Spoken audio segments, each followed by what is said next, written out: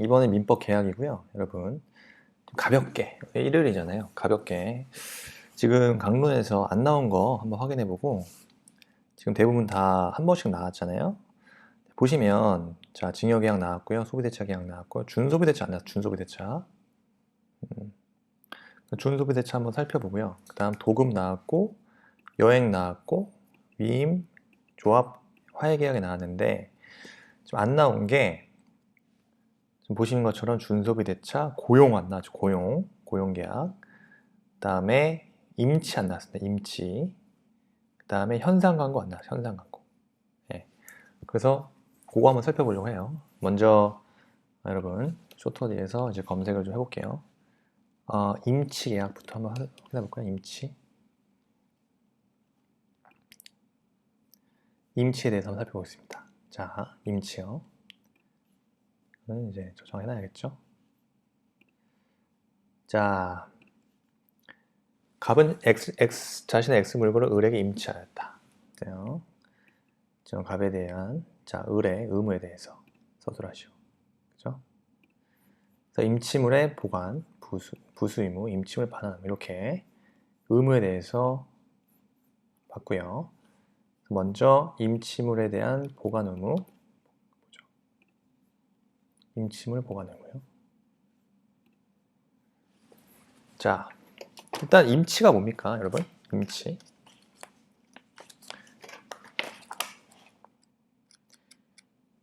임치라는 것은 민법 693조에 적용되어 있죠. 그래서 민법 693조예요. 임치에 대한 개념. 임치란 여러분 당사자 1방이 임친이죠. 상대방에 대해서 수취인이라고 하죠. 금전이나 유가증권, 기타 물건의 보관을 위탁하는 거죠.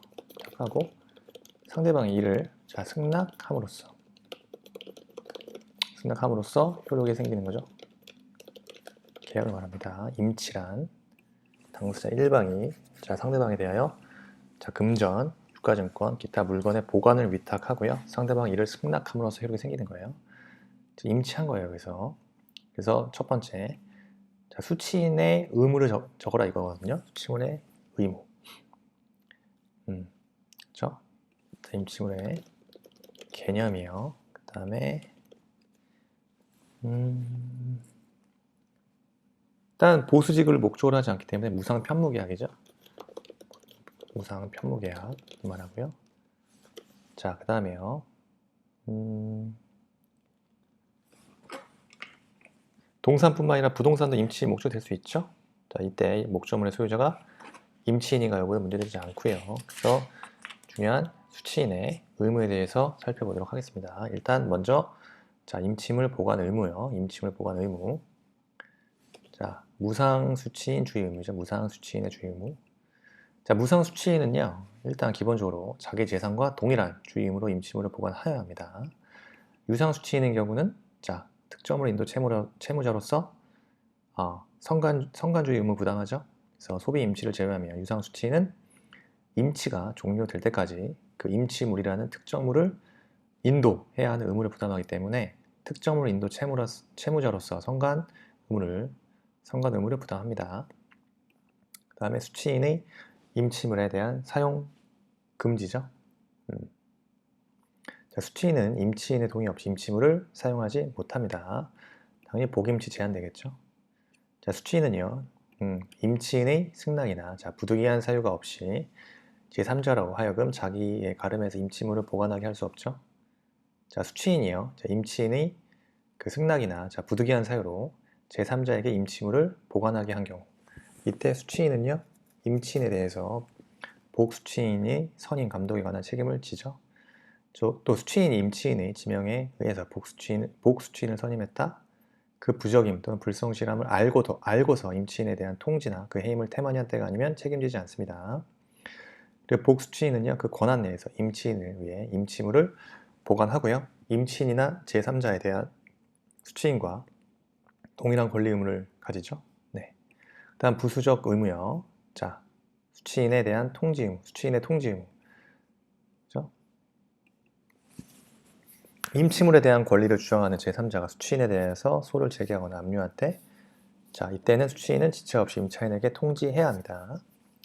위임에 관한 규정 규정되죠. 자, 수취인 취득물 인도, 그다음에 취득권리 이전 의무, 수임인의 금전 소비 책임은요, 수취인에게도 준용이 됩니다. 그다음 임치물 반환 의무요. 자, 임치물 자체 반환이죠. 임치물 자체 반환. 자, 보세요. 임치 계약상, 수취인이 반환할 목적은요, 특약이 없는 한 수취한 그 물건 그 자체입니다. 그 물건이 따라서 그 물건이 전부 멸실된 때에는요, 임치물 반환 채무는 이행 불능이 되죠. 임치한 물건이 대체물인 경우라도 그와 동종 동량의 물건을 인도할 의무가 없어져요.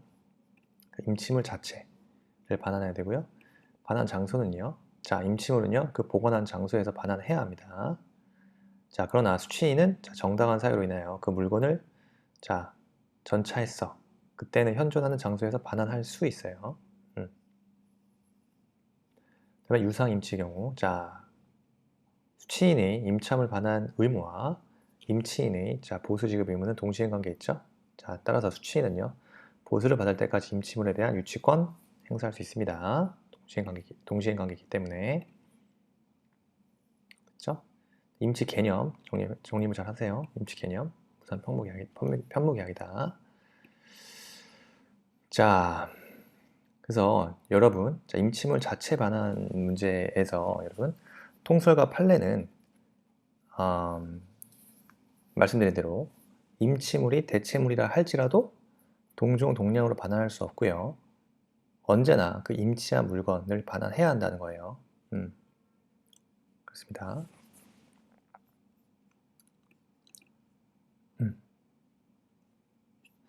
그리고 여러분, 임치와 구별돼야 될 개념 중에 하나가 여러분 혼장임치라고 있죠? 혼장임치요. 혼장임치라는 것은 여러분 임치인에게 여러 임치인에게 임치받은 동종의 물건을 섞어놓고 동량으로 반환하는 것을 의미합니다. 혼장임치 섞어놓고 여러 임치인에게 임치받은 동종의 물건을 섞어놓고 동량으로 반환하는 것을 의미해요. 그래서 목적물의 소유권을 수취인이 취득하지 않는다는 점에서 소비 임치와는 다르고요. 자, 대체물의 동종, 동량으로 반환하면 된다는 점에서 항상 그 물건으로만 반환해야 하는 임치와는 구별됩니다. 네. 그래서 혼장임치 구별한다는 거 잘 알아두세요. 임치가 안 나왔습니다. 그래서 저장을 좀 해놓을 필요 있겠다. 그 다음이요. 우리가 좀 검색해봐야 될 게 그러니까 목차를 좀 볼게요. 준소비 대차 안 나왔다고 했죠? 준소비 대차요.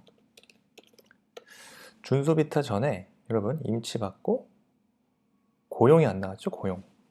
그러니까 준소비 대차 먼저 보죠. 준소비 대차. 그러면 준소비 대차 나온다면 단문 먼저 단문. 죄송합니다. 2015년도에 나왔군요. 나왔네요. 준소비 대차. 네, 나왔습니다. 단문으로 나왔는데 이번엔 그러면 혹시 모르니까 사례형 한번 볼게요. 20점짜리 사례형이요. 자, 갑은요, 자신의 엑스토지를 을에게 10억 원에 매도하기로 하고 2016년도에 준소비 대차 단문으로 나왔었습니다. 자, 갑은요, 자신의 엑스토지를 을에게 10억 원에 매도하기로 하고 잔금 3억 원은 2018년 4월 15일에 수령하기로 했습니다. 그런데 자, 을은 잔금기일에 그 3억 원을 마련하지 못했고요. 갑과 지급기한 1년으로 하여 잔금을 원금 처형한 것으로 가름하여 3억 원과 이에 대한 이자 10%를 지급하기로 하는 준소비 대차 약정을 하였습니다. 이에 따른 준소비 대차의 요건과 효력을 약술하시오. 그죠? 일단 문제 제기요. 살짝 이 문제 저장원부터 해놓고요. 자, 다시요. 지금 매도인 갑과, 그죠? 매도인 갑과 을 사이에, 그죠? 매매 잔금을요. 금전 소비 대차로 전환한 것이 유효하기 위한 요건을 갖추었는 여부가 문제되죠. 일단 준소비 대차가 뭡니까? 준소비 대차.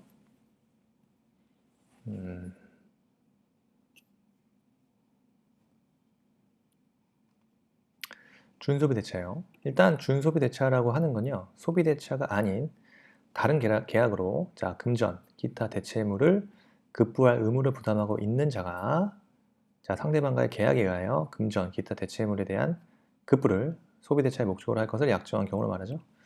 그래서 다시 자 준소비대차란 문제 제기 말고 자 준소비대차 자 의요. 자 소비대차 일단 기본적으로 소비대차가 아닌 다른 계약에 의하여 자 금전, 기타 대체물을 급부할 의무를 자 부담하고 있는 자가 그렇죠? 상대방과의 계약에 의하여 그 금전, 기타의 대체물에 대한 급부를 자 소비 대차의 목적으로 할 것. 그것을 약정 경우죠. 이를 준소비대차라고 합니다. 소비대차가 아닌 계약에 의하여 금전, 기타 대체물을 급부할 의무를 부담하고 있는 자가 상대방의 계약에 의해서 그 금전, 기타 대체물에 대한 급부를 소비대차의 목적으로 약정한 경우를 준소비대차죠. 그럼 성립 요건 보겠습니다. 성립 요건. 자, 준소비대차의 성립 요건. 첫째, 당사자 간의 준소비대차에 대한 합의가 있어야 되겠죠? 당사자 간의 준소비대차에 대한 합의가 있을 것. 즉 이거는 지금 준소비대차 계약의 당사자는요. 기존 채무자의 당사자이어야 하죠. 자, 기존 채무의 당사자 간의 기존 채무 목적물을 소비대차의 목적으로 한다는 합의. 그죠? 그죠? 그러면 소비대차에 준한다. 그죠? 그 다음, 기존 채무가 유효하게 존재할 것이죠. 일단 준소비대차가 유효하려면 성립하기 위해서는요. 자, 당사자 사이에 금전, 기타 대체물의 급부를 목적으로 하는 기존 채무가 유효하게 존재해야 합니다. 따라서 만약 자, 기존 채무가 존재하지 않거나 그리고 무효인 경우 준소비대차 역시 효력 발생하지 않겠죠. 여기에서 기존 채무는요. 소비대차에 의하여 발생한 것이어도 상관이 없고요. 자, 그 효력이에요. 효력. 자, 그럼 어떻게 됩니까? 소비대차의 효력이 발생하고요. 자, 두 번째. 기존 채무와 자, 신채무의 결련관계, 결련성. 그 다음에 채무 동일성. 유지됩니다. 일단 효력에 있어서 첫째, 자, 준소비대차가 성립하면 소비대차와 같은 효력이 생깁니다. 다만 이미 기존 계약에 의해 목적으로 이전되었으므로 자, 대주의 목적물 이전 의무는 없고요. 그러면 두 번째, 기존 채무와 신채무의 결련관계요. 신채무의 성립과 기존 채무의 소멸은요, 조건관계에 있죠. 따라서 신채무가 무효 또는 취소로 성립하지 않으면 기존 채무도 소멸하지 않습니다. 그리고요, 채무의 동일성이요. 준소비대차는요, 경계가 아니죠. 경계는 채무의 동일성이 인정되지 않죠. 따라서 경계와 달리 준소비대차의 경우는 채무의 동일성이 인정되므로 자, 기존 채무에 존재하는 담보권이나 보증, 항변 사유, 동시행항변권 같은 거도 존속합니다. 따라서 당사자 의사표시가 명백하지 않은 경우에도 준소비대차로 추정하죠. 사안이에요. 사안의 경우 이렇게 자, 사안에서요. 갑과 을 사이에 준소비대차의 요건을 갖추었다면 효력 발생합니다. 그죠? 준소비대차의 효력이 발생한다. 됐습니다. 그 다음에요. 준소비대차 봤고요. 또 이번에 나올 수 있는 거 당연히 고용이겠죠. 고용에 대해서 한번 살펴볼게요. 고용. 민법계약에서 고용에 대한 문제.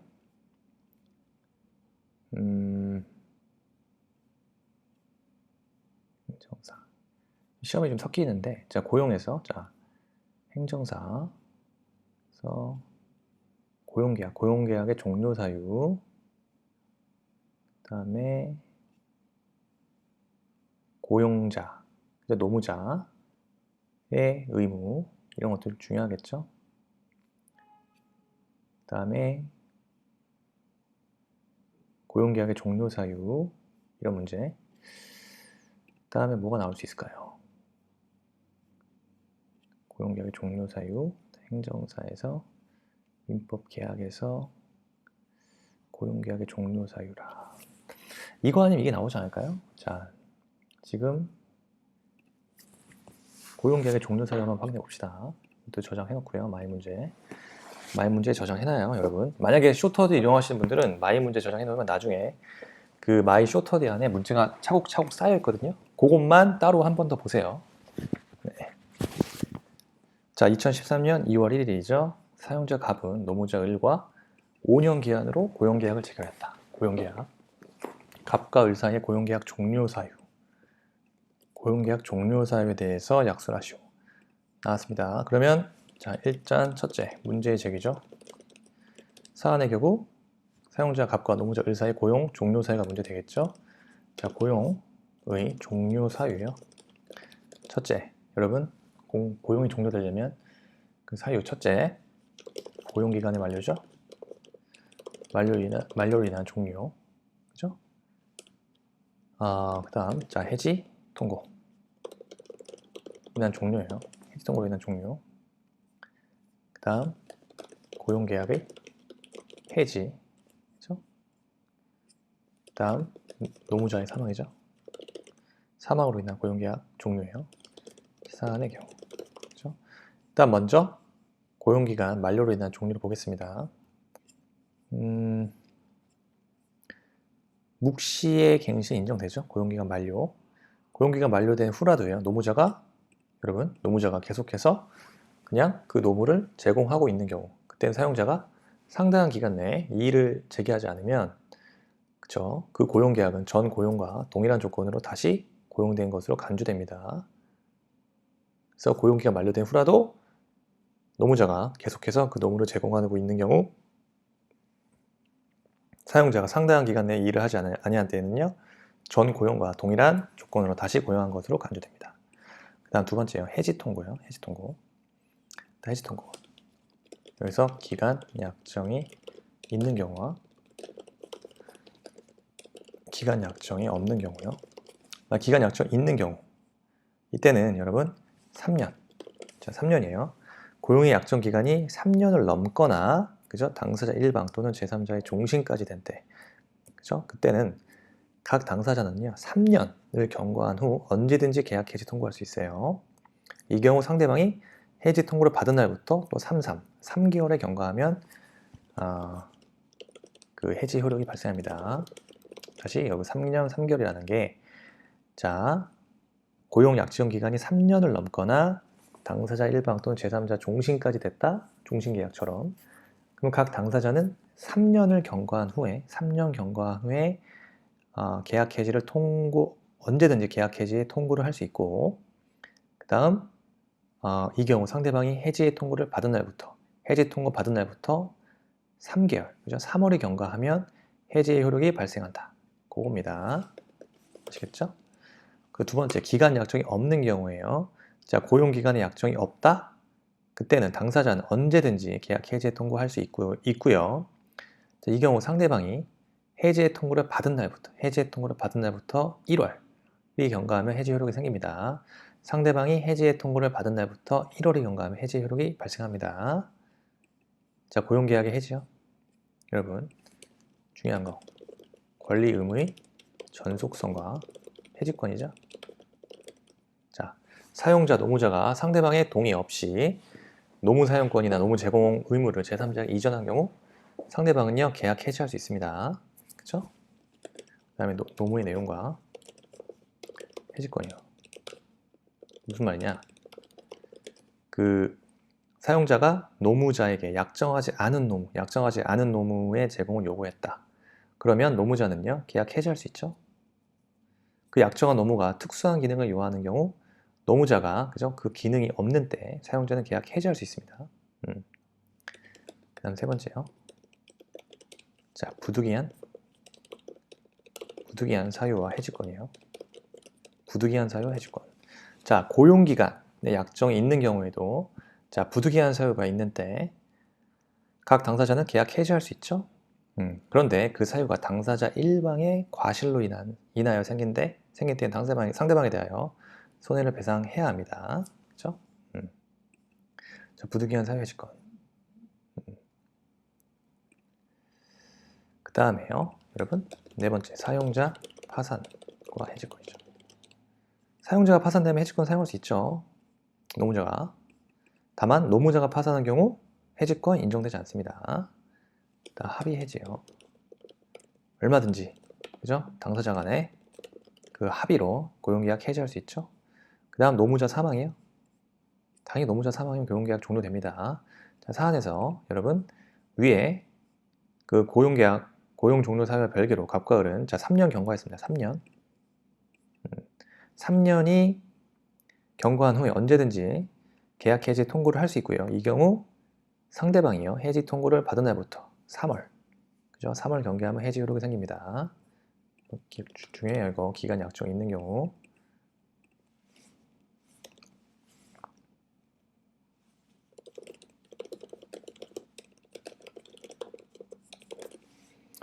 자, 지금 위에 고용 종료 사유와 별개로요.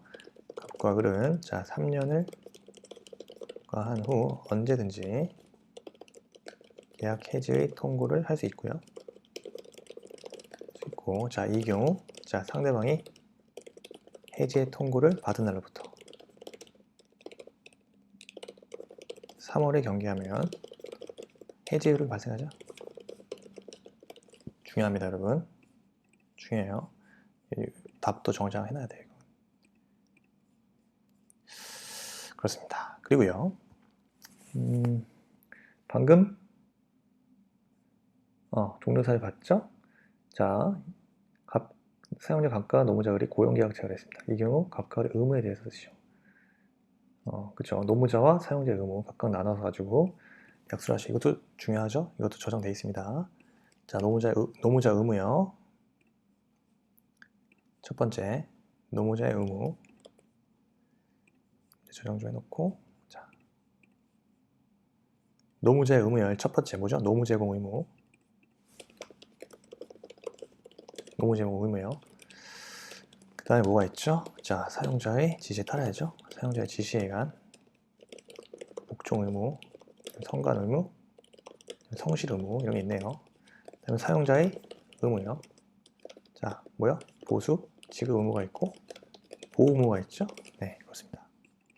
그래서 먼저 노무 제공 의무요. 노무자는 자, 상대방에게 노무를 제공해야 합니다. 자, 노무 제공 의무는요, 일신 전속성 아시죠? 일신 전속성을 갖기 때문에 노무자는 자, 사용자의 동의 없이 제3자로 하여금 자기의 가름하여 노무를 제공하게 하지 못합니다. 그죠? 노무자는 사용자의 동의 없이 제3자로 하여금 자기의 가름하여 노무를 제공하게 하지 못하고요. 자, 사용자는 자, 마찬가지로 노무자의 그 동의 없이 그 권리를 제3자에게 양도하지 못하죠. 하며 당사자 일방이 이에 대해서 이 위반했어? 그럼 상대방은 계약 해지할 수 있습니다. 해지할 수 있고요. 그 다음 노무자는요, 사용자의 지휘, 명령에 복종해야 되죠. 복종 의무. 그 다음 당사자 사이에 특약이 없더라도 노무자는 성실 의무 있죠. 성실 의무 뭐가 있죠? 뭐 업무상 비밀을 준수하여야 의무라든가 경업금지 의무가 있습니다. 그 다음에 주의 의무요. 당연히 성관주의를 가지고 노무를 제공할 의무를 부담합니다. 자, 사용자는요, 당연히 노무 제공의 대가로, 그죠? 이런 말들, 노무 제공의 대가로서 자, 약정된 보수 지급해야죠. 지급하여야 할 의무 부담합니다. 그 다음에 약정이 없으면 관습이 의하고요. 보수의 지급 시기는요. 보수의 지급 시기 약정에 의하여 보수의 지급 시기는 자, 약정에 의하되 자, 약정이 없으면 자, 관습에 의하고요. 관습도 없으면 노무를 종료한 후에 지체 없이 지급하여야 합니다. 자, 보호 의무요. 사용자는요, 근로계약에 수반되는 신의칙상 부수적 의무로서, 자, 피용자가 노무를 제공하는 과정에서 생명, 자, 신체, 또 건강을 자, 해치는 일이 없도록, 자, 안전, 자, 물적 환경을 정비하는 등 자, 필요한 조치를 강구하여야 할 자, 보호 의무 부담이죠. 부담하고요. 자, 이러한 자, 보호 의무를 위반함으로써 자, 피용자에게 손해가 입었어? 그럼 이에 대한 배상 책임을 당연히 사용자는 지겠죠? 이겁니다. 저장하고요. 그래서 고용이 나온다? 그럼 이 두 가지 나오겠죠? 노무자, 사용자의 의무가 나오고 고용의 종료 나올 겁니다. 이게 그 고용 계약의 종료 사유 이게 나올 겁니다.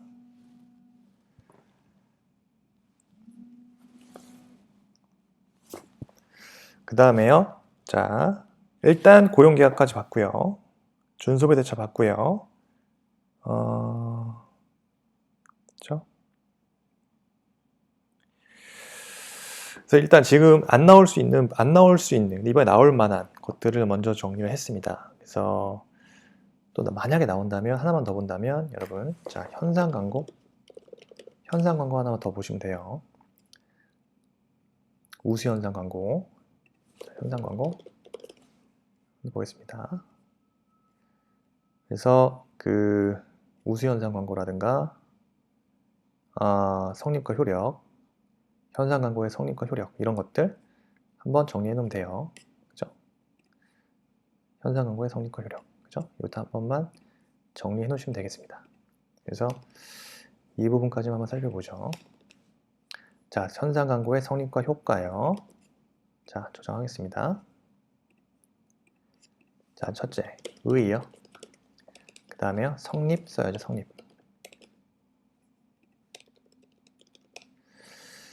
다운됐네. 참. 자, 성립이요. 가끔 다운돼요. 쫄아요, 자꾸. 그럼 광고자의 광고요. 그 다음에 두 번째, 응모자의 자, 지정행위의 완료. 다음, 효과. 뭐였죠? 광고자의 보수 지급 의무겠죠? 그 다음, 현상 광고의 철회. 언제까지 가능하냐?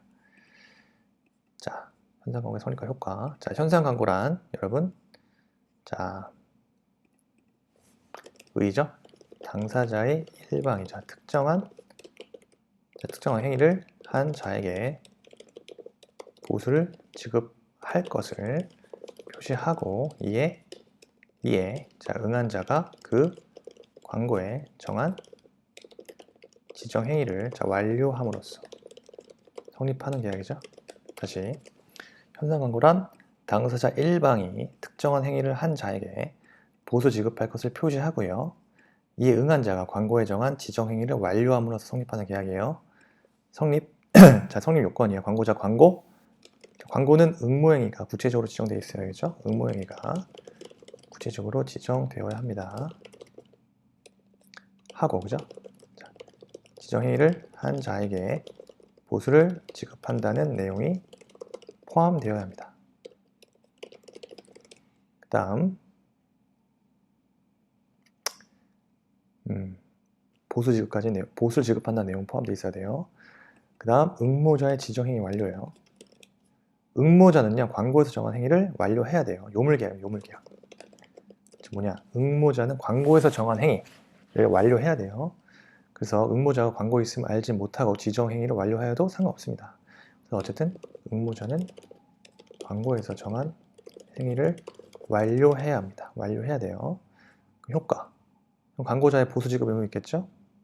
지정 행위를 완료한 자는요, 광고자에게 보수를 청구할 수 있습니다.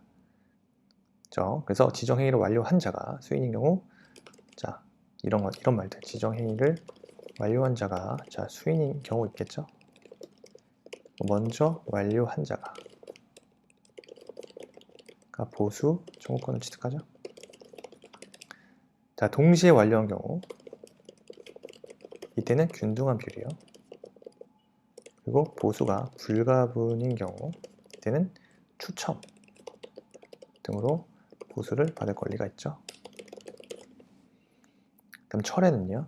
철회도 할 수 있죠. 자, 광고의 지정행위 완료 기간이 정한 때는요. 자, 기간 만료 전에 철회하지 못하죠.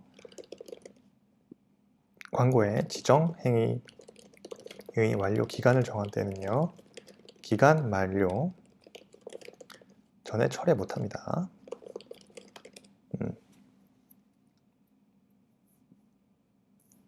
근데 광고의 지정행위 완료 기간을 정하지 아니한 때 때는요. 현상광고 철회. 그러니까 현상광고는요.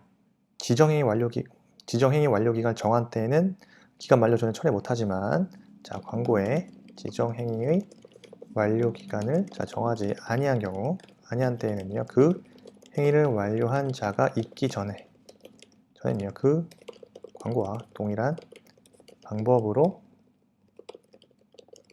철회 가능합니다. 그 다음에 전 광고와 동일한 방법으로 철회할 수 없다. 유사한 방법으로 철회할 수 있고요. 이 철회는요. 철회를 안 자에 대해서만 효력이 있습니다. 그죠? 이 정도만 써면 돼요. 현상 광고 성립. 저장해 놓고요. 어쨌든 그렇습니다. 그리고 여러분 우수현상 광고 이거 나올 수도 있겠죠? 우수현상 광고 이것도 마이 문제에 등록해 놓으시면 좋습니다. 자, 현상 광고에서 우수현상 광고에 대해서 나올 수 있다. 네. 그렇죠? 꼭 쇼터디가 아니더라도 여러분 기본서에다 꼭 체크해 놓으세요. 기출이 안 됐으니까요. 현상 광고가. 자, 우수현상 광고에서 의요. 자, 지정행위를 완료한 자 가운데 우수한 지정행위를 한 자에게만 보수를 지급하는 현상 광고죠. 다 주는 게 아니라 자, 지정행위를 완료한 자 가운데 의요. 지정행위를 완료한 자 가운데서 우수한 지정행위를 한 자에게만 보수를 지급하는 현상 광고예요. 그렇죠? 요건 5가지죠. 지정행위는 경합적이고 우열의 비교가 가능한 것이어야 됩니다. 그 다음 현상 광고의 우수한 자에게만 보수를 지급한다는 점이 명시되어 있어야 되죠. 그 다음 응모기간을 정해야 되죠. 반드시 정해야 할 것. 그 다음에 응모기간 내 응모가 있어야겠죠. 판정이 있어야 됩니다. 그래서 경합적이고 우열의 비교가 가능할 것이에요. 네, 그래서 우수 광고를 이용하는 행위는요. 여러 사람이 독립하여 완료할 수 있는 것이어야 하고요. 지정행위에 대한 우열의 비교와 판정이 가능한 것이어야 돼요. 두 번째, 현상 광고의 우수자에게만 보수를 지급한다는 점을 명시해야겠죠. 그렇습니다. 그래서 우수자에게만 보수를 지급한다는 점을 명시해야만 우수현상 광고가 될 수 있습니다. 그렇지 않으면 모든 지정행위자에게 보수를 지급해야 하기 때문에 자, 우수자에게만 보수를 지급한다는 점을 명시해야 돼요. 응모기간 정해야 됩니다. 응모기간. 자, 우수현상 광고는요. 그 광고에 응모기간을 정한 때 하나요. 자, 그 효력이 생기므로 응모기간을 정하지 않은 우수현상 광고 무효입니다. 무효. 따라서 우수현상 광고는요. 지정행위의 완료기간이 있기 때문에 이를 철회할 수 없죠. 우수현상 광고는요. 지정행위의 완료기간이 있기 때문에 광고자가 이를 철회할 수 없습니다. 자, 응모기간 내 응모가 있을 것. 자, 지정행위를 하는 자는 반드시 응모기간 내에 응모를 하여야 합니다. 다만 응모는요. 지정행위 완료 전후를 불문하고요. 응모기간 내에 응모가 있어야 돼요. 다음 판정이요. 자, 판정자. 우수의 판정은요. 광고에서 정한 자가 하는 것이 원칙입니다. 그 정함이 없는 때에는 광고자가 하죠. 자, 판정 제한은요. 우수한 자가 없다는 판정을 할 수 없는 것이 원칙이지만 자, 광고에 다른 의사표시가 있거나 자, 광고의 성질상 자, 판정의 표준이 정해져 있는 경우 그렇지 않습니다. 원칙은 우수한 자가 없다는 판정할 수 없다. 예외가 있다는 거죠. 광고에 다른 의사표시가 있었거나 광고의 성질상 자, 판정의 표준이 정해져 있는 경우 당연히 표준 미달일 경우 그죠? 판정 안 하겠죠. 자, 응모자의 이의제기 제한입니다. 이의제기 제한. 자, 판정 절차에 중대한 하자가 있거나 판정이 명백하고 중대한 모습이 있는 경우 이의제기할 수 있죠. 효과입니다. 효과. 판정의 효력과 보수 청구권이요. 자, 판정의 효력은 소급하지 않고 판정이 있는 때 발생합니다. 그 다음에 응모자는 우수 판정 받은 때 비로소 정지 조건이 성취되어 보수 지급 청구권을 취득하죠. 자, 반대로 광고자는 자, 이때부터 선정된 우수 응모자에게 보수 지급 의무를 부담하죠. 네. 이는 응모자가 판정이 있는 사실을 알았는지 여부는 당연히 묻지 않고 발생하고요. 구속성이요. 판정이 있게 되면 그 효과는요. 광고자는 응모자뿐만 아니라 판정자에게도 구속되죠. 판정자는 이와 다른 판정을 다시 할 수 없고 누구도 이의 제기할 수 없습니다.